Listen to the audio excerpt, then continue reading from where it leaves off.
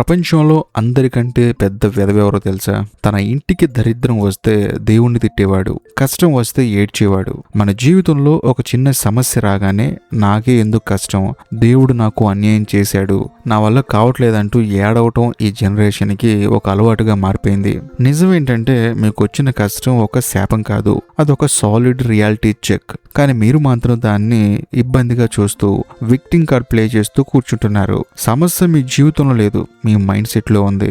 ఇక్కడ ప్రతి ఒక్కరికి కంఫర్ట్ జోన్ కావాలి, లైఫ్ అంతా స్మూత్ గా సాగిపోవాలి, ఇన్స్టెంట్ నూడిల్స్ లాగా సక్సెస్ కూడా ఇన్స్టెంట్ గా వచ్చేయాలి. అదంతా కాదు, బాగా డబ్బున్నోళ్ళింట్లో పడితే చాలు అని చెప్పేసి మనసులో ఒక చిన్న కకృతి. అంటే మనం ఈ భూమి మీదకి వచ్చి ఎటువంటి కష్టం పడకుండా ప్రశాంతంగా 90 సంవత్సరాలు 100 సంవత్సరాలు బ్రతికి చనిపోవాలని చెప్పేసి అందరూ కలలు కంటూ ఉంటారు. నిజం చెప్పండి, అది సాధ్యమా? ఒక చిన్న రిజెక్షన్ ఎదురైనా, ఒక లవ్ లో ఫెయిల్యూర్ అయినా, లేదా బిజినెస్ లో లాస్ వచ్చినా తట్టుకోలేక రూమ్ తలుపులు వేసుకుని డిప్రెషన్ లోకి వెళ్ళిపోతారు. రామకృష్ణ పరమహంస గారు ఒక అద్భుతమైన మాట చెప్పారు. పాలు నీళ్ళల్లో కలిస్తే తాను ప్రత్యేకతను కోల్పోతాయి, అదే పాలను పెరుగుగా మార్చి చిలికి వెన్న తీస్తే ఆ వెన్నను నీళ్ళలో వేసినా మునగదు, పైకి తేలుతూనే ఉంటుంది. మీ జీవితం కూడా అంతే. కష్టాలనే మందారంతో మిమ్మల్ని మీరు చిలుక్కోకపోతే ఈ సమాజం అనే నీళ్ళల్లో మునిగి చావడం ఖాయం. సనాతన ధర్మం మనకు నేర్పిన అతి పెద్ద సైన్స్ ఏంటో తెలుసా? ఈ సృష్టిలో ఏది ఊరికే రాదు. ఇక్కడ ప్రతి కష్టం ఒక పరీక్ష. ఇనుముని కాల్చకుండా, సుత్తితో బాదకుండా దానికి ఒక పదునైన ఆకారం రానప్పుడు మరి మీ జీవితానికి ఒక షేప్ ఎలా వస్తుంది? మీరేమో ఇంకా పిల్లల్లా ప్రవర్తిస్తున్నారు.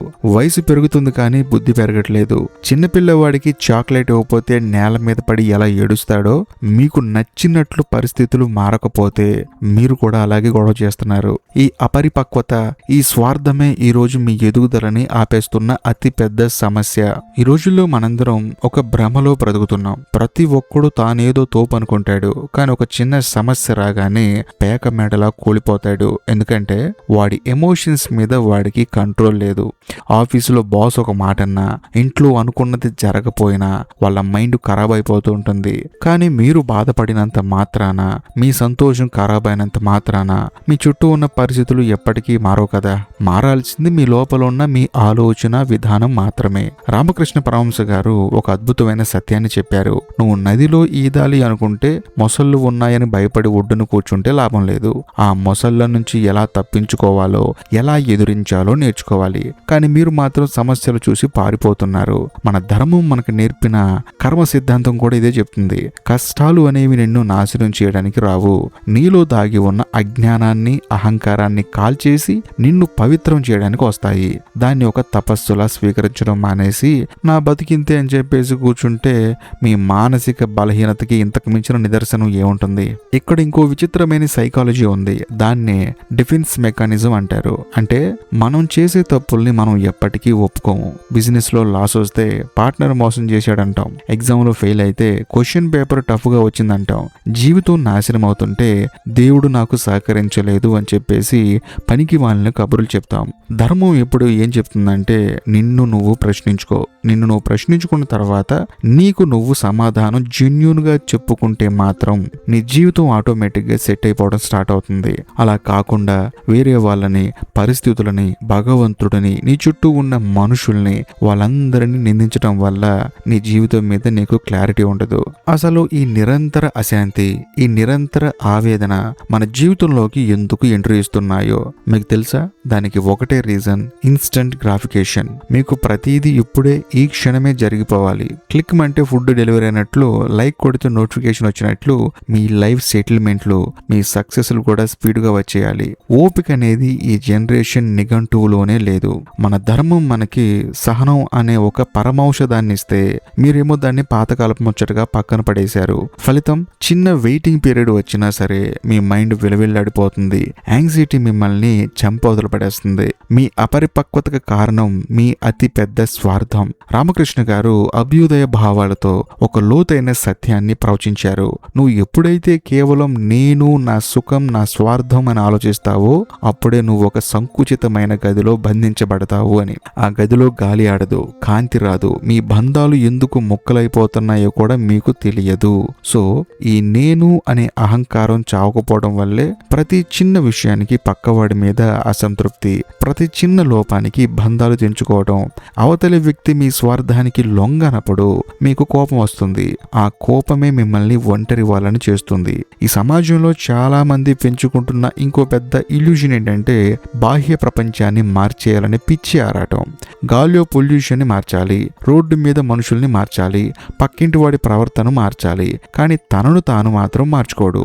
స్టోయిసిజం తత్వశాస్త్రంలో గాని మన వేదాలలో గాని ఒకే ఒక్క మొక్క చెప్పారు: నీ కంట్రోల్లో లేని బాహ్య ప్రపంచాన్ని మార్చడానికి ట్రై చేయడం కంటే నీ కంట్రోల్లో ఉన్న నీ అంతరంగాన్ని మార్చుకోవడం 100 రెట్లు బెటర్ అని. మీరు మాత్రం రివర్స్ లో వెళ్తున్నారు. అందుకే మీ శక్తి అంతా వేస్ట్ అయిపోయి తీవ్రమైన నిరాశ మాత్రమే మిగులుతుంది. ఇక్కడ ఇంకో క్లారిటీ ఏంటంటే మనం అనుకునే చాలా సమస్యలు నిజానికి సమస్యలే కావు. అవన్నీ మన మైండ్ క్రియేట్ చేసిన డ్రామాలు. ఎందుకంటే ఈ రోజుల్లో మనుషులకి అటాచ్మెంట్ ఎక్కువైపోయింది, అవేర్నెస్ తగ్గిపోయింది. ఒక వస్తువు మీదో, ఒక పొజిషన్ మీదో, లేదా ఒక వ్యక్తి మీదో విపరీతమైన పొసెసివ్నెస్ పెంచుకుంటారు. అది కాస్త దూరం కాగానే ప్రపంచం అంతమైపోయినట్లు ఫీల్ అవుతారు. రామకృష్ణ గారు ఒక అద్భుతమైన ఎగ్జాంపుల్ చెప్పారు. గాలిపటం ఆకాశంలో ఎంత ఎత్తుకు ఎగిరినా దాని దారం కింద ఉన్నవాడి చేతిలోనే ఉంటుంది. ఆ దారం తెగిపోతే గాలిపటం ఎక్కడ పడుతుందో ఎవరికి తెలియదు. మీ జీవితాల దారాన్ని కూడా మీరు అజ్ఞానం అనే స్వార్థానికి కట్టేశారు. అందుకే ఏ క్షణానైనా ఏ గాలి వస్తే కూలిపోతామో అని చెప్పేసి భయంతో వణికిపోతూ ఉంటారు. కానీ చాలా మందికి తెలియని విషయం ఏంటంటే ఈ సమాజంలో ఉంటూనే, మరీ ముఖ్యంగా సంసారం అనే కుటుంబ బాధ్యతల మధ్య ఉంటూనే, మీ బాధ్యతలు నిర్వహిస్తూనే దీనికి బానిస కాకుండా ఉండటం. మీరేమో ప్రతి చిన్న సుఖానికి అలవాటు పడిపోయి మీ కంఫర్ట్ జోన్ ని ఒక జైలుగా మార్చేసుకుంటున్నారు. ఆ జైల్లో ఏముంటాయంటే బ్రాండెడ్ ఫోన్లు ఉంటాయి, బ్రాండెడ్ బట్టలు ఉంటాయి, సోషల్ మీడియాలో వచ్చే ఫేక్ అటెన్షన్ ఉంటుంది. ఇవే మీ జీవిత పరమార్థం అనుకుంటున్నారు. అవి దూరం అయితే ఏడుస్తున్నారు. నిజం చెప్పండి, ఇవి మీ జీవిత పరమార్థమా? ఈ పై మెరుపులనేవి మీ జీవితాన్ని నాశనం చేస్తాయి. అందులోనూ జనాదరణ పొందినా సరే ఆ జనంలో ఒక్కడు కూడా మీకు ఆదరణ ఇవ్వడు. అందుకే లోపల ఎంత శూన్యం ఉందో బయట అంతకంటే ఎక్కువ బిల్డప్ ఇస్తూ ఉంటాం. సో నిజమేంటంటే మీలో విమర్శనాత్మక ఆలోచన చచ్చిపోతుంది. అంటే సెటైరికల్ థింకింగ్ అనమాట. ఎవడో ఏదో చెప్పాడని, ఏ యూట్యూబ్ వీడియోలోనో ఏదో చూసామని బ్లైండ్ గా ఫాలో అయిపోతారు. మీ తప్పులు వేరొకరి అకౌంట్ లో వేసేసి మీరు మాత్రం సేఫ్ గా ఫీల్ అవటం ఒక అలవాటుగా మార్చుకున్నారు. రామకృష్ణ పరమహంస గారి అభ్యుదయ భావాల సారాంశం ఏంటో తెలుసా? నిన్ను నువ్వు ఒక నిప్పులా మార్చుకోవాలి, అంతేగాని పక్కవాడి పొగను చూసి ఊపిరాడట్లేదని చెప్పేసి ఏడవకూడదు. మీ సమస్యలన్నిటికీ మూలం మీలో సెల్ఫ్ అవేర్నెస్ లేకపోవడం. సరే, ఇప్పుడు దాకా చెప్పింది బానే ఉంది. మరి ఈ మానసిక జైలు నుంచి బయటపడటానికి దారి ఏది అంటే మాత్రం ఒకే ఒక దారి ఉంది. అదే యాక్సెప్టెన్స్. అంటే మీ జీవితంలోకి వచ్చే ప్రతి దెబ్బని, ప్రతి అవమానాన్ని, ప్రతి నష్టాన్ని స్వీకరించడం నేర్చుకోవాలి. నాకే ఎందుకు ఇలా జరిగిందని ఏడవటం మానేసి ఇది జరిగింది, ఇప్పుడు నేనేం చేయాలి అనే క్లారిటీలోకి రావాలి. సనాతన ధర్మం మనకి నేర్పిన తితిక్ష అంటే ఇదే. సుఖ దుఃఖాలను సమానంగా స్వీకరించే మానసిక పరిణితి. అంతేకాకుండా కష్టాన్ని ఒక టాస్క్ లా చూడాలి. ఎందుకంటే ఇలాంటి టాస్కులు జీవితంలో మనం చనిపోయేంత వరకు వస్తూనే ఉంటాయి. కాబట్టి టాస్క్ ని కంప్లీట్ చేయడం నేర్చుకుంటే అవి అసలు టాస్క్ లా కనిపించవు. మనకి ఏదో చిన్నపిల్లలు ఆడుకునే ఆటలా అనిపిస్తుంది. రామకృష్ణ పరమహంస గారు తన అభ్యుదయ భావాల్లో ఒక అద్భుతమైన మార్గాన్ని చూపించారు. ఒక ఇల్లు కట్టేటప్పుడు పునాది ఎంత లోతుగా, ఎంత బలంగా ఉంటే ఆ బిల్డింగ్ అంత స్థిరంగా ఉంటుంది. మీ అంతరంగం అనే పునాది కూడా జ్ఞానంతో, ధీరత్వంతో అంత బలంగా నిర్మించుకోవాలి. మీ డైలీ లైఫ్ లో ఒక చిన్నపాటి డిసిప్లిన్ ఉండాలి. పరిస్థితులు మీ కంట్రోల్లో లేనప్పుడు మీ ఎమోషన్స్ ని కంట్రోల్లో ఉండే ఒకే ఒక్క ఆయుధం సైలెన్స్. ప్రతి దానికి రియాక్ట్ అవడం, ప్రతి చిన్న కామెంట్ కి హట్ అయిపోవడం అపరిపక్వత. పరిణితి చెందిన వ్యక్తి ఏ గొడవలోనూ దూకడు. తను ఏం చెయ్యాలో ఆ పని సైలెంట్ గా చేసుకుంటూ వెళ్ళిపోతాడు. మీలో ఉన్న విక్టిమ్ మెంటాలిటీని చంపేయాలి. నేను ముందే చెప్పినట్లు ఈ సమాజంలో ఎవడో మిమ్మల్ని ఉద్ధరిస్తాడని, మీ దరిద్రాన్ని ఎవరో వచ్చి తుడిచేస్తారని ఆశించకండి. హిందూ ధర్మంలోని ఉద్ధరే ధాత్మ నాత్మనం అనే శ్లోకం మనకి ఏం చెప్తుందో తెలుసా? నిన్ను నువ్వు ఉద్ధరించుకోవాలి, నిన్ను నువ్వు తొక్కేసుకోకూడదు. నీకు నువ్వే మిత్రుడివి, నీకు నువ్వే శత్రువి. కష్టాలను ఒక శిల్పిలాగా చూడండి. ఒక రాయి మీద సుత్తి దెబ్బలు పడితేనే భయపడితేనే అది గుడిలో విగ్రహం అవుతుంది. దెబ్బలకి భయపడితే అది రోడ్డు పక్కన కాలి కింద పడి రాయిలా మిగిలిపోతుంది. చాయిస్ మీదే, విగ్రహంలో అవుతారా లేదా కాలితో తొక్కించుకుని రాయిలా ఉంటారా? అసలైన మెచ్యూరిటీ అంటే ఏంటో మనకి నచ్చినట్టు లోకంలో సాగినప్పుడు కాదు, మనకు నచ్చనట్లు లోకం వెళ్తున్నప్పుడు కూడా మన స్థిరత్వాన్ని కోల్పోకుండా ఉండటం. స్టోయిసిజం తత్వశాస్త్రంలో గాని మన ధర్మాల్లో గాని చెప్పిన పరమ సత్యం ఒకటే, నీ ఆలోచనే నీ ప్రపంచం. ఎవరైనా మిమ్మల్ని అవమానించారా? థ్యాంక్స్ చెప్పండి. ఎందుకంటే మీ అహాన్ని తగ్గించడానికి వాళ్ళు మీకు ఒక ఫ్రీ లెసన్ ఇచ్చారు. బిజినెస్ ఫెయిల్ అయిందా? సంతోషించండి. ఎందుకంటే మీరు ఎందుకు సక్సెస్ అవ్వలేదో మీకు తెలిసింది. మరి ముఖ్యంగా మీ జీవితంలో ఈ తప్పు మీరు మళ్ళీ చేయకుండా ఉండటానికి ఒక అద్భుతమైన ప్రాక్టీస్ దొరికింది. ప్రతి నెగిటివ్ లో ఒక పాజిటివ్ ఎనర్జీ వెతకడమే విమర్శనాత్మక ఆలోచన అంటే. రామకృష్ణ గారు ఎప్పుడో చెప్పారు, తామరాకు నీటిలో ఉంటుంది కానీ ఆ నీటి బొట్టు తామరాకుకి అంటదు. మీరు దాన్ని ముంచలేదు. మీరు కూడా ఈ సొసైటీలోనే ఉండాలి, ఈ జంజాటాలన్నీ ఫేస్ చేయాలి, కానీ దేన్ని మీ నెత్తికి ఎక్కించుకోకూడదు. మీ మైండ్ని ఒక తామరాకులా మార్చుకోండి. సమస్యలు వస్తాయి పోతాయి, అవన్నీ జీవితంలో ఒక భాగం మాత్రమే.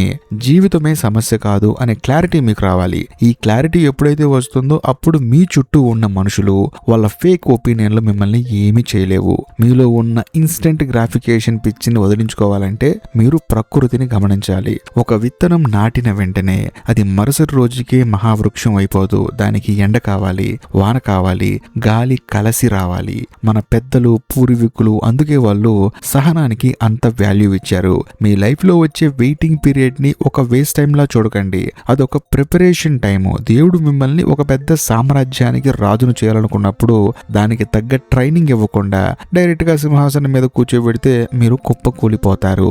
ఆ ట్రైనింగ్ పీరియడే మీ కష్టాలు. మీ జీవితాన్ని మీరు మెరుగుపరుచుకోవడానికి పెద్ద పెద్ద సాహసాలు ఏం చేయాల్సిన అవసరం లేదు. మీ రోజువారీ జీవితంలో కొన్ని పవర్ఫుల్ ఫిల్టర్లు పెట్టుకోవాలి. మొదటిది మీ యాటిట్యూడ్. పొద్దున్న లేవగానే నా బతికెందుకు ఇలా తగలబడింది అని చెప్పేసి ఏడవటం మానేసి నాకు ఈ రోజు బతికే అవకాశం దొరికింది, దీన్ని నేను ఎలా వాడుకోవాలి అనే మైండ్ సెట్ రావాలి. రామకృష్ణ పరమహంస గారు అభ్యుదయ భావాలతో ఒక అద్భుతమైన మాట చెప్పారు.